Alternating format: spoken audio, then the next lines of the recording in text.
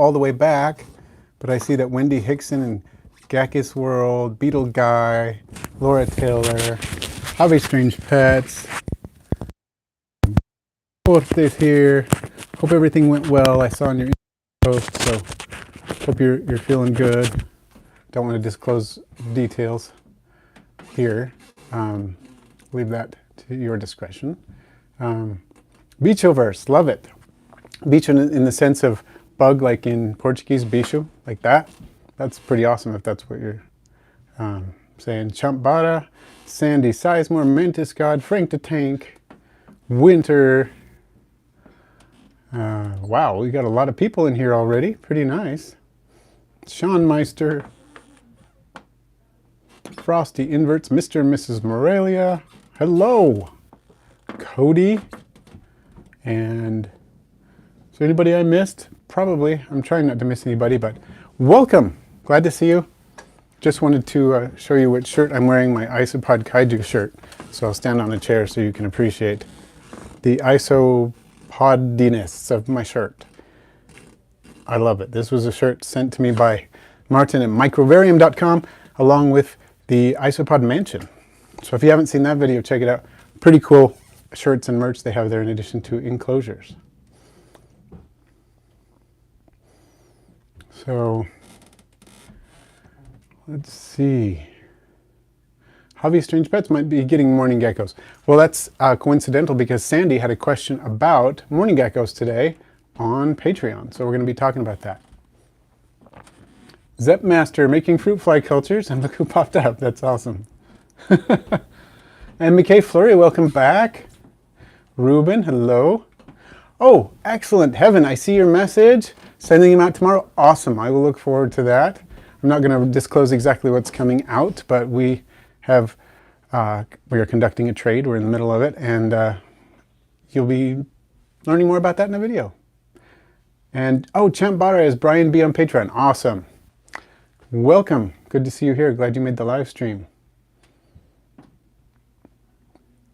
And Donna Young has dairy cows and orange ones. Cool. So yeah, morning geckos are awesome. Mr. and Mrs. Merlia is seconding the idea of getting morning geckos. Cool. Oh, he found another baby Cresty. I keep doing that too. That's awesome. And the Northwest Gecko, welcome. Good to see you here. So the Beetle guy, what info do you have about keeping Devil's coach horse beetles? Not a lot. I keep the tiny little rove beetles just as biocontrol of fungus gnats. But basically, they're zero maintenance. You put them in with your isopods and they eat fungus gnats. End of story, basically. So, and they're tiny and you don't really see them that often. So other than that, I don't have a lot of information on Devil's coach horse beetles. Generally, that term is applied to the larger species of rove beetles, but a certain group of rove beetles, but they're related. It's just that's the closest I can get. Oh, cool. Mantis gods or Eleotis armata have transformed into beetles. That's awesome. Oh yeah, morning geckos. They do like pinhead crickets, don't they? Fruit flies, pinhead crickets, crested gecko diet, some of my staples. I've also given them confused flower beetle larvae, and what else? Those are the main foods that I offer them. Those things we just talked about. So, Ruben, congrats on the Hoff. That's awesome. Oh, Theropod, I hope your Armadillidium pictum do well. Yes, using silicone, aquarium safe silicone, as Sandy is saying, is excellent with morning geckos because you need to basically fruit fly proof their enclosures, because if the fruit flies can't get out, then in theory they can't either, and that seems to work really well. So Chet, hello, welcome. Yeah, Chet got morning geckos from me at the Wasatch Expo. Was that must have been the April one, maybe? Already gotten 5 eggs and expecting the first to hatch soon. Excellent. Let's see. Sirena got Porcelli ornatus high yellows growing fast. And the survivor of the previous colony no longer alone. Awesome. Rove beetles, Donna, eat fungus gnats. Specifically, not all rove beetles do, but A species that's known both as Dalotia, D-A-L-O-T-I-A, coriaria, or Atleta coriaria. I think it's A-T-L-E-T-A, coriaria. And often just known as rove beetles. If you do a search for rove beetles, control fungus gnats, they will come up. And they are a type of rove beetle, so they look like a devil's coachman. They're sort of an elongate beetle with the elytrae are reduced and don't cover most of their abdomen, unlike a lot of the classic beetles we think of. And they have long, kind of flexible abdomens, and they are safe to keep with, as far as I know, the inverts that I keep, they're safe with isopods, they're safe with springtails. Even though a lot of places report that they eat springtails, they have not seemed to cause a problem with mine at all. In fact, if anything, since I got them, I have more springtails than ever. So I'm not too worried about it. Archippus olens, beetle guy, cool.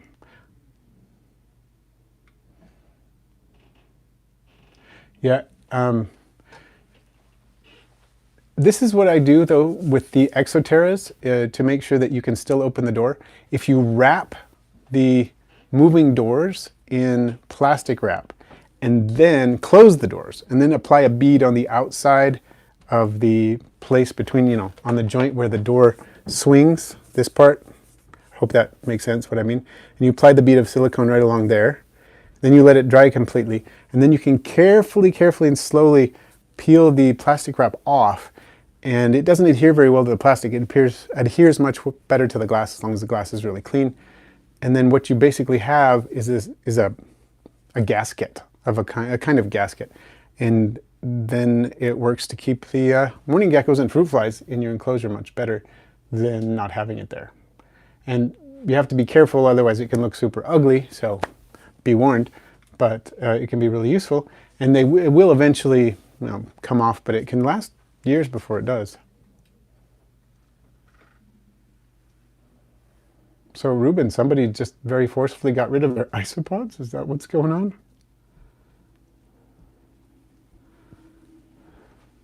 So Laura Taylor, about problem insects in your powder blues. Well, I do have some videos on isopod pests. I have one called Controlling Isopod Pests, I think. It would be interesting to find out what they are. You can always send me a message on Instagram or Facebook and get a picture, especially if you can get a close-up, high-quality macro picture, but the best you can, or a short video, or both, preferably. And then maybe I can help you out, or you can try to explain them here in the chat. Geckos World, where do you think I can get isopods in South Africa? Good question. Are they much in the hobby at all in terms of bioactivity, or in the hobby at all? What would you expect to charge for a captive bred blue death feigning beetle? Good question. I think the jury's still out on that. Let's see. Captive bred blue death feigning beetle. I don't know, because I've seen them vary quite a bit in price for even the wild caught ones, and I would expect to pay more for a captive bred. I think we also have to keep in mind that the market's going to be fluctuating and so on. I think it's not too unreasonable to say like $20 though. Oh, there's Ian Alicia. Welcome. So Mantis Scott, is the $20, is that captive bred or is that wild collected?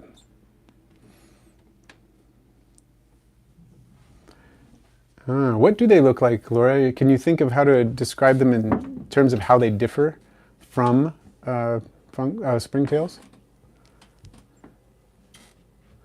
So Serena, once you get the springtails really going, it does help against the fungus gnats. But like you say, sometimes if the fungus gnats get really going, they can help inhibit the springtails because they're essentially competing. Theropod, congrats on the baby Jupiters. And Zepmaster, your emerald tree skink is laying. Awesome. I hope you get offspring from that. And yeah, it's good to see you here, Ian Alicia. It's been a while. Glad that you are back. Wow, beetle guy. I guess it depends on which market you're looking at too. And And that's true, Frank. So I don't know how many people will pay 35 to 40 for captive bred, but I think it's reasonable. You're putting a lot more effort into it as a captive breeder than you are. You're putting an extensive amount of effort into the beetles compared to wild caught. So makes sense. So, Champ Bar, do isopods have any issues with dust, like in an open air or screened enclosure to display? I don't think there's an excessive issue with dust. I think the main issue you'd be needing to consider would just be possible desiccation. There are some species of isopod that will survive just fine when it's excessively ventilated, or really well ventilated, but won't breed very well. And then there's just the fact that you'll have to keep an eye on that. And it also depends on your humidity level and your airflow and everything too. But I don't think that's a big concern. Mr. and Mrs. Marilia, thanks for the super chat. What was your first purchased invert and what made you decide on the purchase? Wow. Wow, that's a tricky one. Well, years and years ago, I'm going back in time here, pretty far. First purchased invert. Well, I don't know if this counts. I purchased a colony of microworms for culture as fish food back when I was about 13 in the 80s. But I don't know if that counts. If we're talking pet invert, probably some type of snail. I purchased a number of snails of various types, aquatic snails when I was a kid, and was breeding aquatic snails.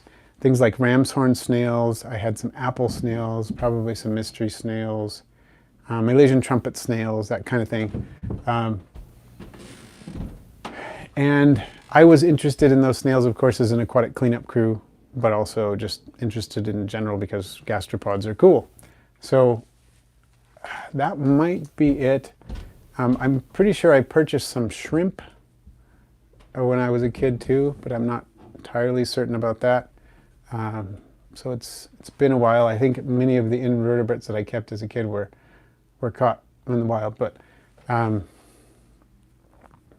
just trying to think if there was something else. I guess it would be a snail, just with that dual purpose of interest and cleanup crew. Possibly not what you expected to hear, but it's a long time ago. I hope I'm remembering well.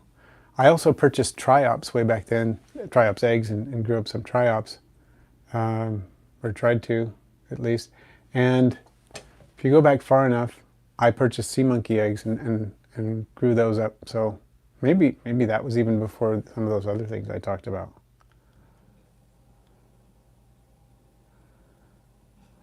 And I agree, Beetle Guy, Bugs in Cyberspace is awesome for blue death feigning beetles and pretty much everything else. He's got awesome selection, awesome experience, and awesome customer service. Great place to go. Oh, Hobby Strange Pets, did you send some hissing cockroaches to Clint? Seems like I heard something about him getting some big hissing cockroaches recently. And keep your eyes on Clint's channel. I was down at Clint's, I don't know if I told y'all, but I was down at Clint's a couple of weeks ago. We made some more videos. Always awesome to go down there. I love it. Super cool place, super cool people to work with, and always have a blast. So keep your eyes open on his channel for videos coming from that. So Elijah's Exoquatics, what are some more common, easily accessible isopods you think are great for showing? Armadillidium gestroi and Armadillidium maculatum spring to mind as two of the best for that. They're out and about doing their thing. Some of the Porcellio ornatus are excellent for that as well.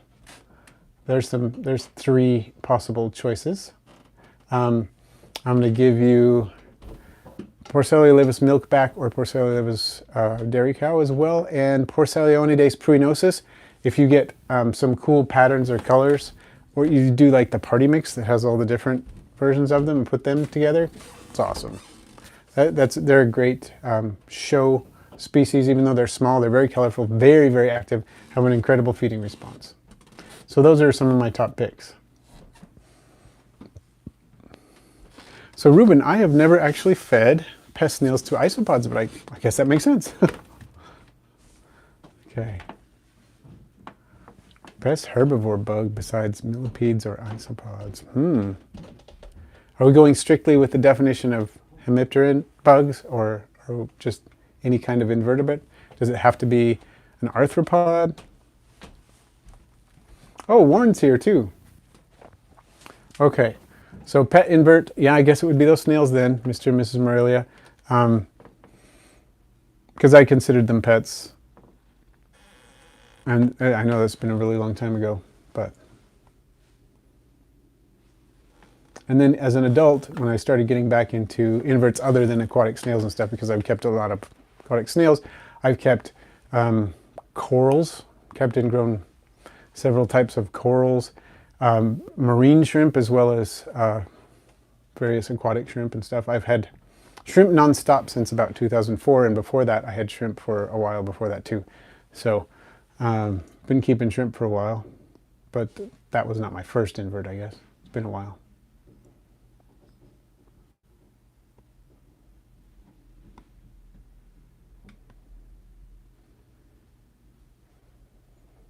Okay, Laura, we'll see if you can get a better pick there. Hello, Kevin. Welcome. Kevin Zay is here. Excellent. How are those snakes doing?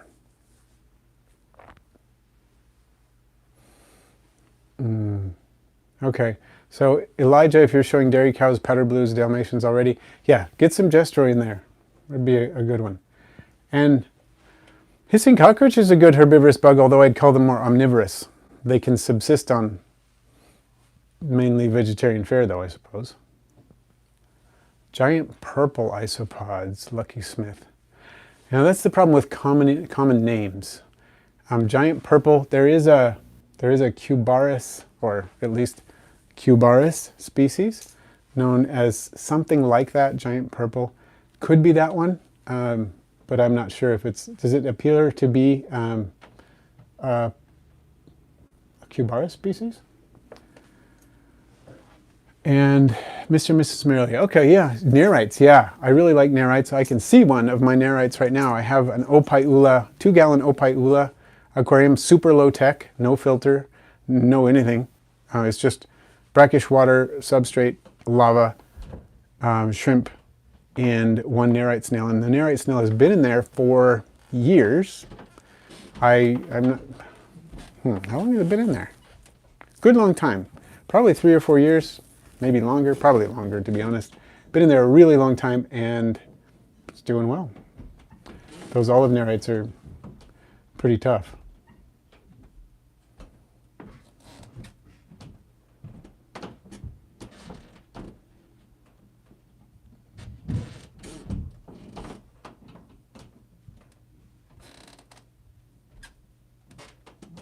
All right, I'm catching up. All right, well, there's so much chat that I'm missing. Sorry, folks. Oh, Kevin, you got a vinegaroon from Bugs in Cyberspace. So cool. Love it. And Animal Nerd 98. Oh, that's awesome. The video, the Isopod video I did with Clint. Loved that video. That was so fun. Glad that you came and stayed. The Beetle guy, would you only rather have herps or only inverts? Darn, that's a tough question.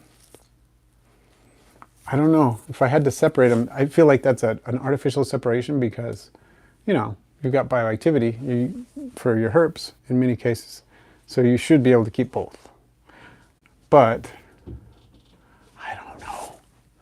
If I had to pick, it might be herps because you can have more of a relationship with most of them, although you know, you can have a pretty good relationship with certain inverts like jumping spiders, Phidippus jumping spiders too, so it's tricky.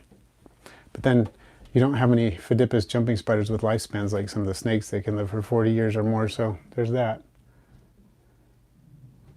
So Theropod Hunter, metallic black beetles around 5 millimeters long. I'm not sure. There are a lot of beetles that answer that description. So Pitsfam, I don't have an aquatic bug tank yet in terms of insects. I have aquatic arthropods in tanks. Most of them are shrimp and snails in mini tanks too. I have things like that. So I have one tank with just Daphnia and ram's horn snails. I have one tank, and that's a 20-gallon. I have a tank that's Daphnia scuds or amphipods, and that is a 20-gallon. I've got a 10-gallon Ophiula shrimp tank, and then a 3-gallon and a 2-gallon Ophiula shrimp tank. And then I've got, snails and things spread around in other tanks. And shrimp, I have Neocaridina blue shrimp in a tank with blue star endlers and things like that. So, but I don't have an aquatic insect tank yet, but I want one. Totally do.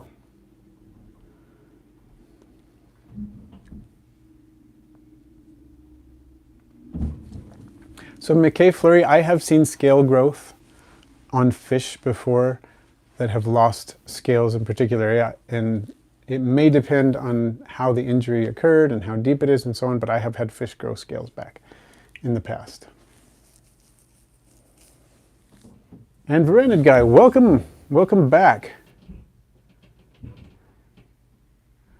Cool. Hopefully, yeah, if the forward flies are already reduced and you get the beetles in there, that ought to help reduce them even more. Oh, there's Looch. Welcome. Cool. Yeah, we'll get you some Armadillidium clugai for sure. So do you have powder blues running around in South Africa in a wild state that have been introduced there, like we do in many parts of the U.S.? Oh, Sandy, you got some baby duckies. Excellent. Glad to hear that. Oh, you know what, Sandy? I should answer your question. Just put it on Patreon. I'm going to read it. I'm going to make sure there aren't any other questions that I missed on Patreon and hit your question. So, it says, how many adult mourning geckos would you place in a vertical 20-gallon? There would be plenty of hides and food. Excellent question. And I would say it depends on a lot of things. Two of the things you already covered. So lots of hides, lots of food. They're not going to be fighting as much. I would say it also depends on the clone you have, because the clone can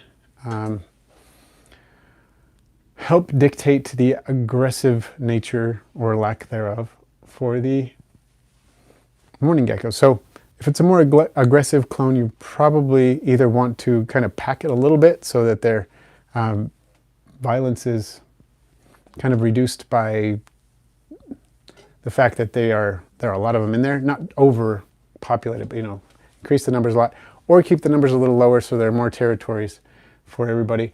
I would say some people don't think about this, and I'm sure you have, but some people don't think about the fact that in a 20-gallon for mourning geckos, they're not just getting the floor print, they're getting the wall print, they're getting the ceiling print, and whatever decor you put in there. So there's a lot more space, usable space for mourning geckos than there would be for some other creatures that you put in there.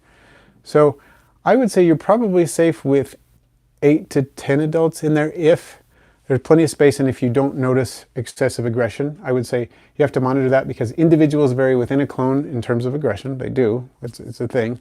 But also the clones vary in their general aggressivity levels. And so I would say, yeah, probably between 8 and 10 are safe in a 20 high, and possibly more, depending. If you find you have a really gentle group, you could probably get away with more. You'd probably end up having to clean up the glass a lot more and stuff, and make sure you have a really robust cleanup crew in there, but you could probably get away with more. The beetle guy, would you rather keep roaches or tarantulas? Another thing, I would actually love to keep some of both. And I honestly don't know which one I'd rather keep more.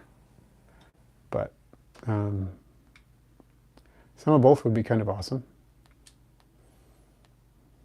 If I could get a tarantula, I could keep at home. I would probably get I think they're Brazilian black dwarf blue beauties. Is that it? Brazilian dwarf blue beauties, or green bottle blue.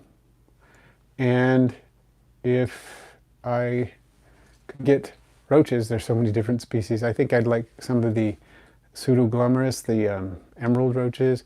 I'd love just some big old hissers of some kind. There's a lot of cool roaches I would bring home if I could. The buggy gal. How long do Gestroi moncae take to fully mature to full size?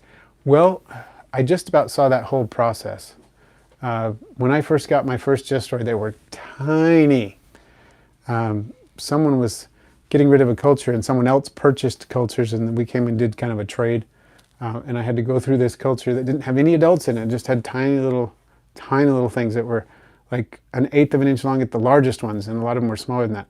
So it took, I don't know, it seemed like it took 1.5 years for them to get to the size where they were breeding. Something like that. Probably depends on food and other things that are going on as well. Well, Luch, your enclosure is far larger than any of mine. With your Asian water monitor, that sounds awesome. I think my largest enclosure, I don't have any really huge reptiles. My biggest reptiles are is our corn snake. So the biggest I have is a custom-made enclosure that's equivalent to a 40-gallon in size. And I also have a 40-gallon that's an actual 40-gallon breeder. It's a Zilla enclosure for my garter snakes, some of my garter snakes. Kate Green, if you could only keep one isopod, what would it be? Probably Armadillidium gestroi, if we're talking about pet. Just because they are active, they're big, they're beautiful. They're great isopod ambassadors. Yeah, that'd probably be it. And I would be really sad if I could only keep one, to be honest, but that might be it.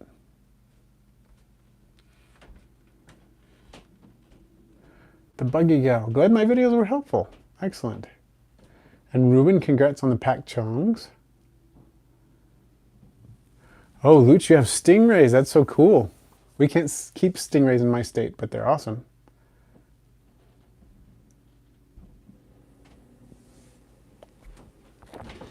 So, Veranid guy, powder orange isopods tend to be kind of on the heat-loving end. As far as isopod goes, you can find that species basking under sun-warmed rocks and things like that. I don't know if basking is the right word, but they seem to be preferentially seeking out the heat under these rocks. And I would say yes, they are one of the more temperature-tolerant isopods. I recommend them for, semi-arid vivarium and things like that. So.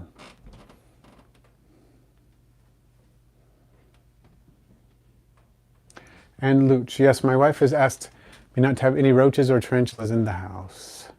I once got to babysit a tarantula for a couple of weeks. That was about it.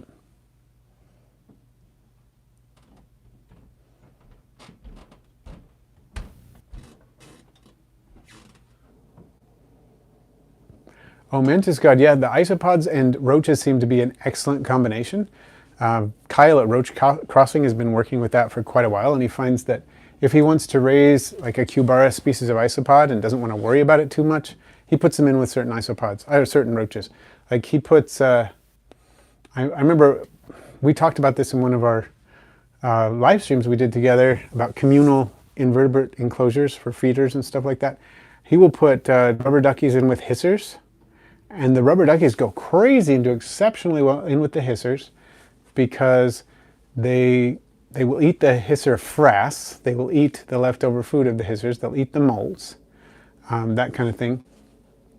They appreciate the humidity, they appreciate the heat, and the fact that there's a temperature gradient in there, and it totally works for them. And he's had success with many other isopod and roach combinations. I think more people should be doing it, and he's mentioned that on his channel.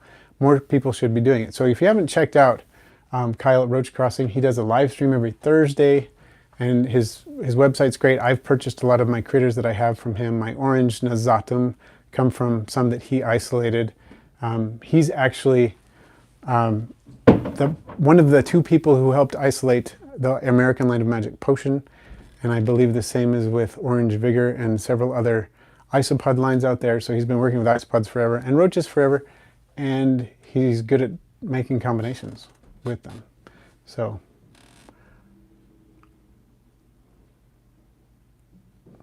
What would you feed very small centipedes, the beetle guy? What type of centipedes? Are we talking like Lithobius, the stone centipedes? Or something even smaller, geophyllomorphs? I have a fairly small centipede, a young Scolopendra polymorpha that's probably about 3 inches long now. I got it. It was quite a bit smaller when I got it. And I actually feed it powder blues isopods of appropriate size. So that can be a good food for small centipedes. You can actually put them in a colony of isopods that you're not worried about too much. If you want to feed them, you can house them together with the intent and knowledge that the centipede will be eating them. If that appeals to you, you can do that. A lot of small centipedes will also eat pre-killed crickets or things like that, appropriately sized. So, and if they're really, really small, you can go with springtails and things like that.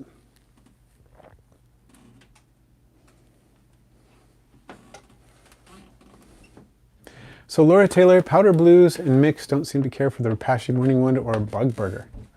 Well, they really like fish food a lot. I've had mine eat the Repashy morningwood and the bug burger really well, but it partly just depends on the numbers, and fish food does have some really smelly components that seem to excite a lot of isopods. I found that Supreme Isopod Chow also elicits a really good feeding response with my powdered blues and things like that too. So Ian Alicia, did I study bio in college? A little. Most of my experience has come with work that I have done in just self-education. But I have worked in fields that connect to biology. I worked for a zoo. I was something that's difficult to explain, but I worked with people in biology departments, and I've worked at a couple of zoos and things like that. But a lot of it has just been through experience. So Ian Alicia, your school has scabers with hissers, but they don't seem to be very happy. I wonder what's going on there.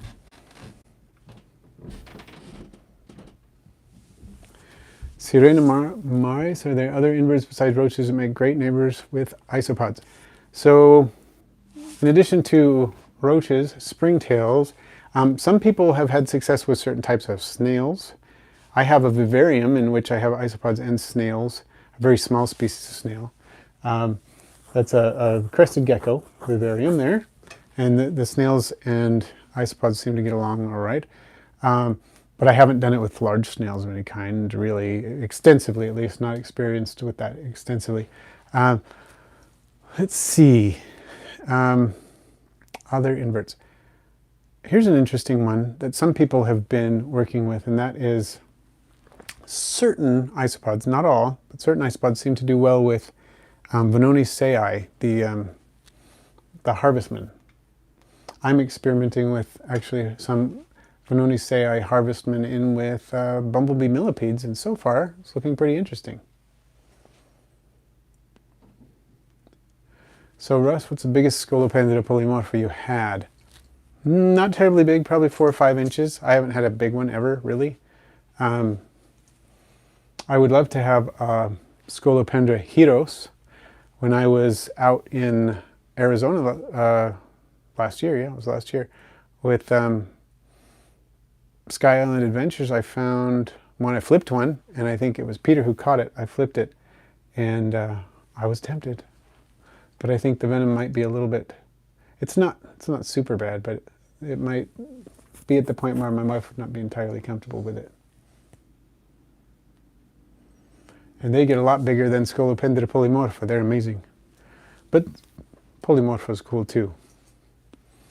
Yeah, all my isopods seem to really go after the Supreme Isopod Chow. It's pretty cool.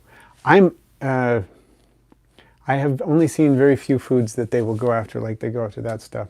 Fish food pellets are another one they really, really go crazy over. Sweet potatoes, usually sweet potato slices are a big one. Dried minnows are another one.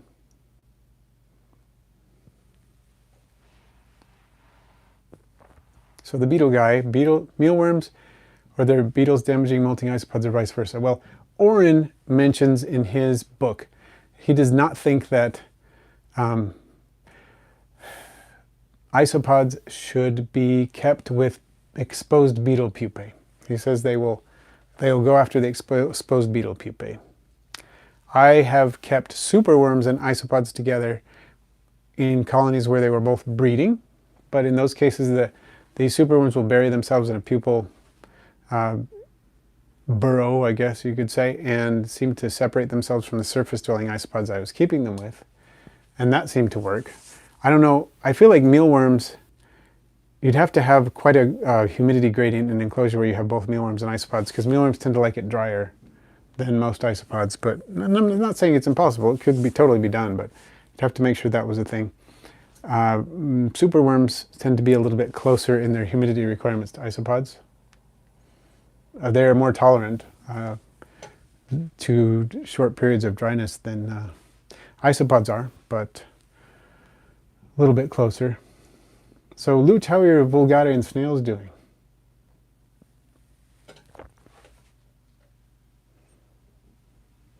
And Arachnid guy, glad the springtails are doing well with your monitor enclosure. That's awesome.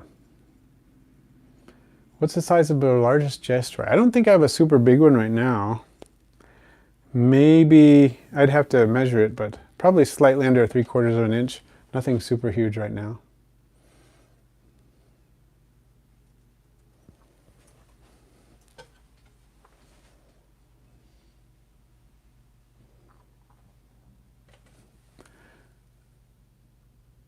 Okay, yeah, I see what you're saying, Ian. If the roaches are always huddling on the heat pads, the enclosure might be a little too cold for the roaches at least.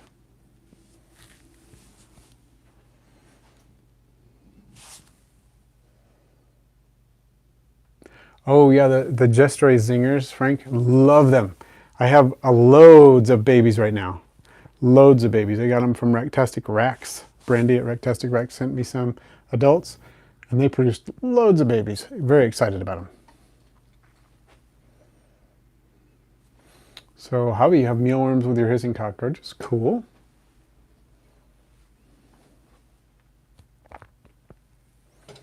So Nick Snyder, would peacegaver be a decent candidate for bioactive tropical arboreal lizard enclosure? Green keel-bellied lizard.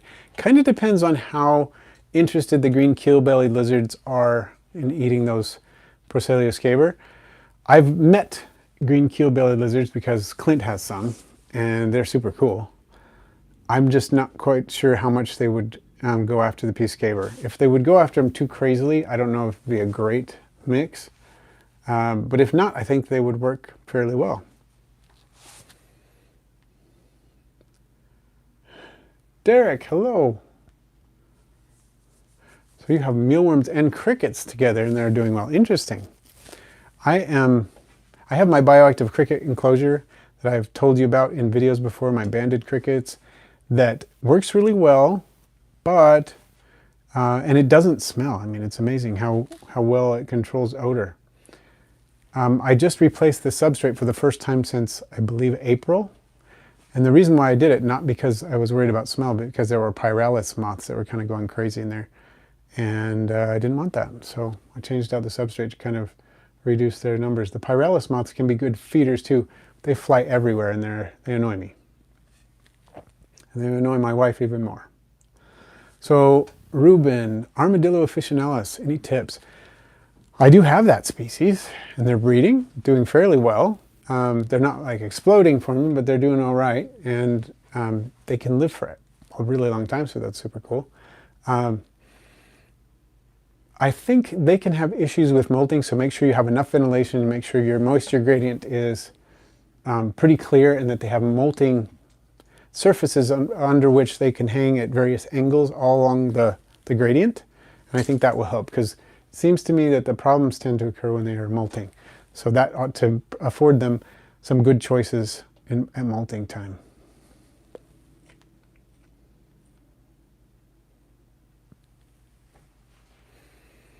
So Ian, Alicia, is there another heating solution that would be safe they could add for the roaches? How big is the heating pad in relation to the enclosure? I'm kind of thinking it might just be better to do some better coverage and possibly modify the ventilation. If there's too much heat just escaping out through the top, maybe they can reduce that a little bit. They need some ventilation, but if they can reduce heat escaping out of the top, they might actually do better. Oh, Sandy Sizemore, I think I remember that video too.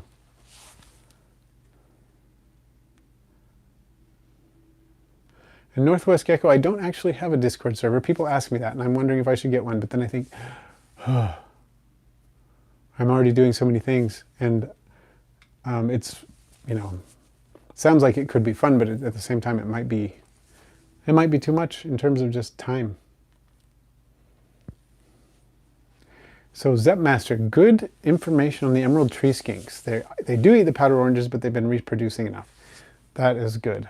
And that's a species that I could say, yeah, that totally makes sense, that they're reproducing well enough that it's not wiping them out.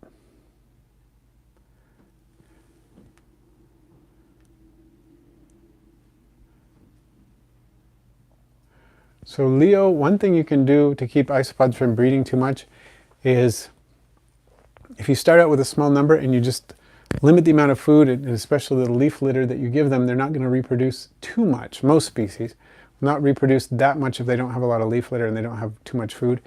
It'll keep them from reproducing like crazy, but also don't get a species that reproduces super fast like dairy cows, because it's hard to stop them.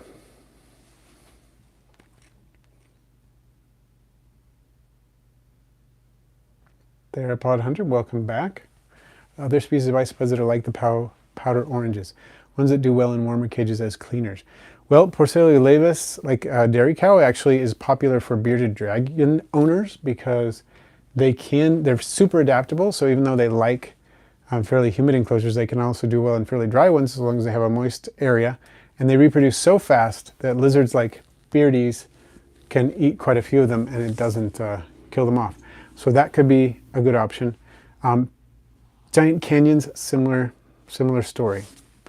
So those are some options that could do well for you.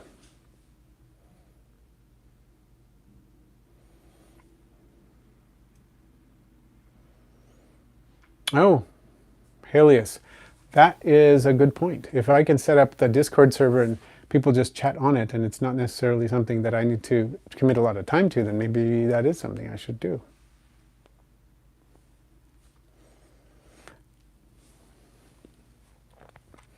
Oh, and that's a good point, Mantis God. Some of the Armadillidium are fine with a decent amount of heat, but got to be careful with plant growth. If you want a lot of plant growth in your vivarium, some of the Armadillidium will munch on the plants. So, something to keep in mind as well. We have 42 people, 42 minutes have passed. That's pretty cool. Now 43. That's awesome. 34 likes. Let's do a like spike. If you haven't hit the like button, please hit it and let's get this going. Oh, look at that. We got a little bit of a like spike there. I like that when that happens. I think someone accidentally unliked. I hope that was an accident. Now we got 41. Sweet. 44. That was a pretty cool like spike. Thank you, everybody. Has anyone heard about those 3 new snake species discovered in Ecuador? I have not heard that yet. I'd be interested to hear more about that. Look at that. That's probably one of the best like spikes we've gotten. We got something like 10 like spikes or so all at once, maybe more than that. So, awesome. Love it. Now 48. Cool. I'm going to double check. See, sometimes it's just, I just have to remind people, and I don't mind. I'm glad that it worked out. I appreciate that. So, Kara Shea, what is something every isopod keeper should know but may not have heard yet? So many things. But it's hard to say what people have heard and not heard. I think people underestimate the importance of starting with giving the culture time, or making some sort of concession towards a healthy microbial population in the isopod enclosure before the isopods get there. And that can take many forms. One of them is to transport some substrate from the original enclosure the isopods were in to the new enclosure. One of them is to introduce springtails a month or 2 before you introduce any isopods, because the springtails are really good at surviving in these essentially sterile environments, but they also populate them with a microbial population pretty quickly. and then that will help a lot. So I think keeping that in mind, that just dropping isopods into a completely sterile enclosure is not a great idea. That can often cause problems for them. Most of the nutrition that they get from things like the leaf litter and so on actually come from the bacteria that are eating the leaf litter as it decays or decomposes. So they can actually starve to death in an enclosure like that unless there has been some time for decomposition. One thing I do in addition to adding springtails ahead of time is I will drop one superworm, a larva, into an enclosure like that, and it will start eating immediately. It has bacterial colonies in its system, and it's fairly large, you know, so it's eating a decent amount of food and producing frass, which can serve as a secondary food source for springtails and for isopods as long as they come along. But what I'll do is put that larva in there, let it mature, you know, it'll pupate and turn into a beetle. When it is a beetle, it will still continue to produce frass and eat food, so you can put small amounts of food in there that it will eat that the isopods can't eat, and that produces food scraps for the springtails, and you know, you're getting this system of bacteria and so on, other microbial life going, and then it's not going to breed in there and produce a whole bunch more larvae because there's only one in the isopod enclosure. So when you're ready to put the isopods in, you find that one beetle, pull it out, and you're done. You don't have to worry about it because it never had a chance to mate, so it's not going to be breeding in there. If you put 5 in there, that can work, but then you need to take all 5 larvae out before they turn into beetles, or you might find, oh, you've got a whole bunch of baby larvae in there, and then they're going to outcompete the isopods. So do you see what I mean? Oh, congrats on the baby pandas, Warren. I love pandas. Panda kings are best. They're one of my favorite cubaris because they're so tough. They're easy to breed. They breed fast. They're cool looking. They're nice. Stinky, you got your first isopods. Congrats. And your cat is very interested in them. Well, as long as your cat can't knock them over. I've heard horror stories about that, but as long as they can't do it, then you should be good. I'm on Wikipedia, the beetle guy. That's pretty funny. Reference to some hobbyists that have documented the process of breeding them. I guess they're probably referring to me. That's funny.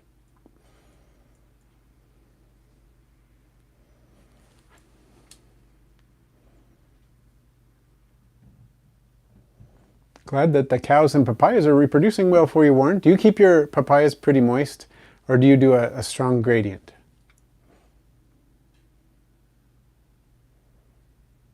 Yeah, I hope those of you who are in the path of the hurricane that you're able to stay safe. That is kind of scary, isn't it? So I really hope you're able to stay safe. So hobby strange pets. Have you ever tried breeding reptiles and vertebrates for a living? Well, not exclusively. I do breed reptiles and invertebrates for extra money, and it works.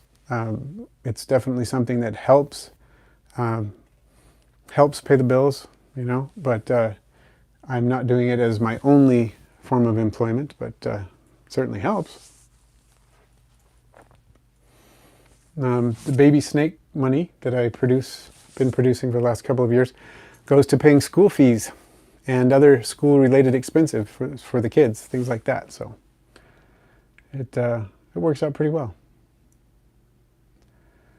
So Serena, is a way to fix a sterile enclosure when the isopods are already added? Yes, get some springtails in there as soon as you can. That will help.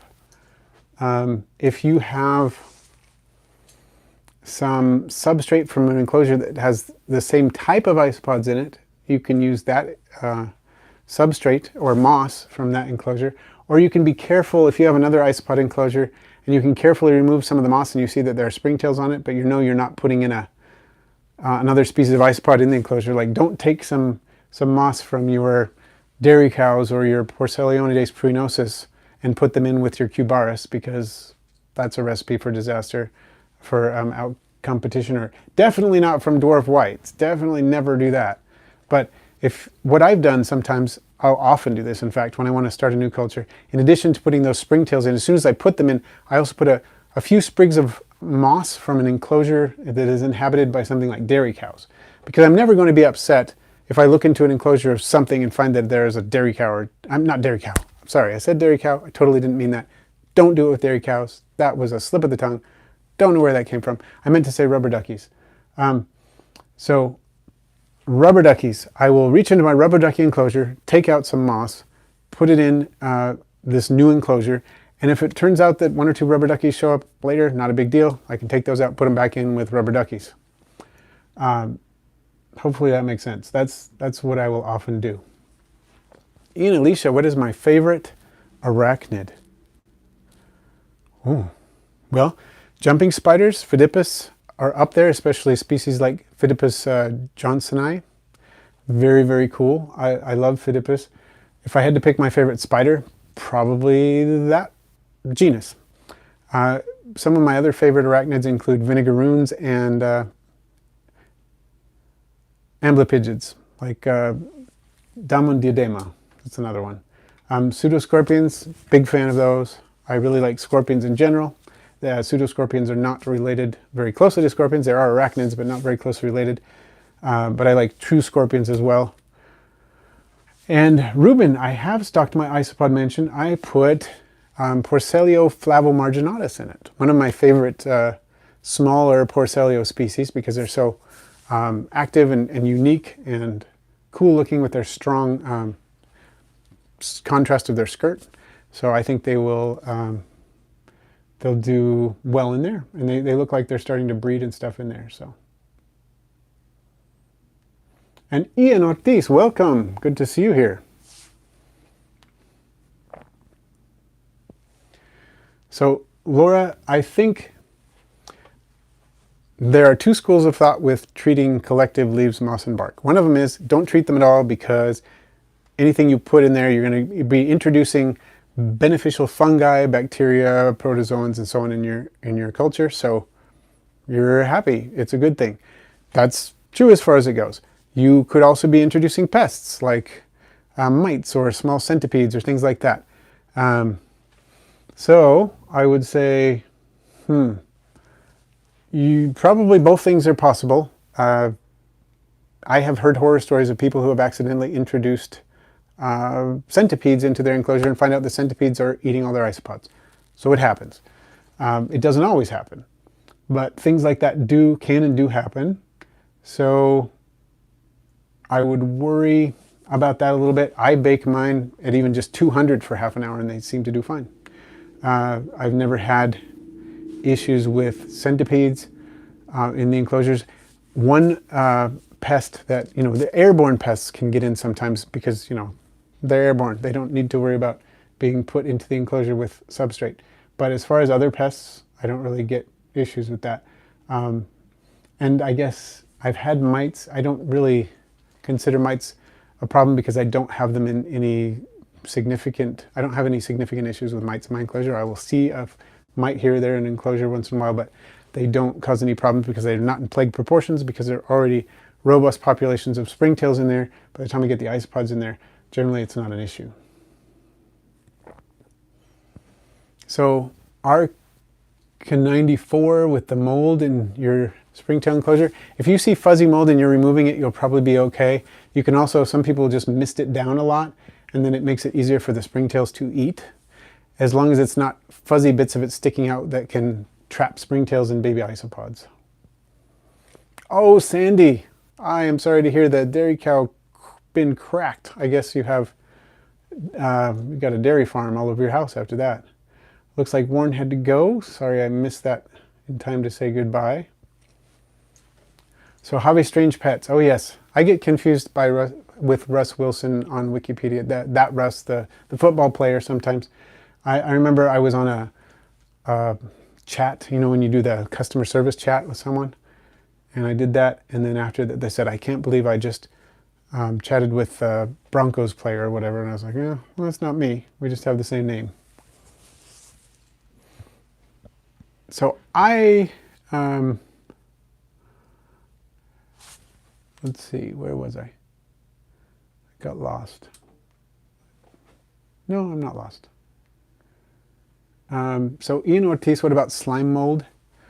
Yeah, I've seen that in some of the earlier enclosures. it can be a little bit difficult to get rid of. It seems to die off on its own after a while, but if I get like a damp paper towel and wipe it off the walls of the enclosure, and then it seems to happen when the enclosure is humid, but there's a dry area in the humid enclosure that's kind of gets too dry, I guess. And the slime mold is actually pretty cool, but it seems to have just kind of disappeared on its own, is what I've noticed. Oh, 5 minutes left. Thank you. Thank you, Sean. Appreciate it. Cool. So small white fungal mold, it's been there for a while, and it's hairy, like has the filaments that stick up out of the substrate. I would either do like remove the hairy part or kind of spray it, and then the turning it over is not bad either. That can often be helpful. So Ruben, have any of your garter snakes ever taken Papyrunosis as feeders? No, they do not seem to be very interested in isopods at all. They do not seem to be interested in isopods. Garter snakes, some garter snakes will take insects, apparently, and crustaceans and things like that, but they're, because isopods, of course, are crustaceans. But I was just thinking about the idea of exoskeletons. Garter snakes are not usually terribly interested in eating things with exoskeletons because they don't digest chitin. So and I know that garter snakes will sometimes eat things like grasshoppers and so on, but they don't digest them very well, so it's not a great thing for them to do. I've never had mine interested in isopods at all from what I've noticed. I don't think, do I have any that I keep with Papyrunosis? I have some with Porcellio dilatatus, the giant canyons, and I have some with Armadillidium klugii, and I have a new bioactive that's kind of seasoning right now, or cycling, or whatever you want to call it. I'm breaking it in without any macrofauna in it. It has springtails and powder orange, isopod, not powder orange, but that species, Porcellio dilatatus, in there with them. Those are the only species, springtails and the Porcellio dilatatus in there, and I'm going to be putting garters in it fairly soon. So I'll see what they do, but I don't think they're going to be eating them. I don't think they will show interest in that. The beetle guy, what is your definition of pet? I would say any animal you keep with at least some expectation that you will derive enjoyment from keeping it, other than purely functional. You know, if you have a chicken and you only care about the chicken because it lays eggs, then I don't think it's a pet. If you have a chicken that lays eggs but you also enjoy watching it, then it's a pet. And if you keep, of course, something that you keep only or almost exclusively for the purpose of enjoyment of any kind, then I think it's a pet. That's how my definition works. So I keep shrimp that are pets. I never touch them, of course, but they're pets because I enjoy watching them. And I keep snails in with my shrimp, and the snails eat algae, but I also enjoy watching them, so they're also pets.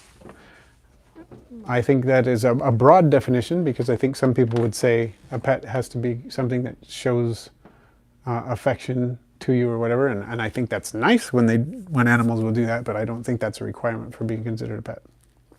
That's just my opinion.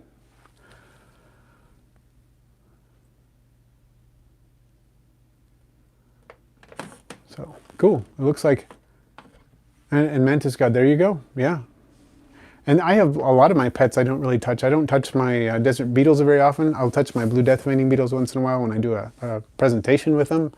I'll take one or two of them with me and show people and put it on my hand and whatnot. But my interest in them does not depend on me touching them, and I don't usually do it. So yeah, totally. So Ian Ortiz said it's kind of a lumpy sort of mold.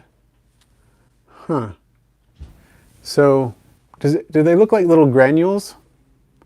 Like about 1 millimeter or so in size? Oh, so Sandy, when you touched your tokay, did it touch you back with its teeth? Huh. I love my super beetles that live in with my our leopard gecko. They're super fun to watch, to be honest, and I'll throw them snacks and watch them go go over on it and stuff, so that's fun. Sorry, I'm getting sidetracked. I'm trying to focus on so many things. White balls, 1 millimeter in size or so. I have seen those. It's been years since I've had issues with that, but I have seen it. Might possibly be an issue with pH in the soil or substrate. I have found that when I had more issues with it when I used cocoa fiber as a base substrate, and now that I use organic compost and or other mixes, like I'm using the Instinct Habitats mix now, working that into my enclosures. Haven't noticed it with either one of those, but when I used the cocoa fiber, I had issues with it. Oh, Sandy, that sounds nasty that it ripped flesh off your finger. Holy cow.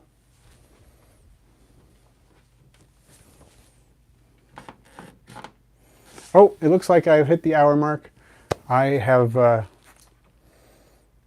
I've got to go meet my wife. I'm going to help her out with something. So I had better go, but thank you everybody for joining. Mr. and Mrs. Morelia, thank you for the super chat. Patrons, thank you for your questions. In this case, Sandy, thank you for your question. And thank you everybody for joining. Really appreciate it. Hope you have a wonderful evening, and stay tuned for my video on Friday. See you later. Next week, we're going to do an interview with a jumping spider breeder. So, well, 2 of them, 2 jumping spider breeders. So looking forward to that. Little teaser for you. And thank you all. Have a good one.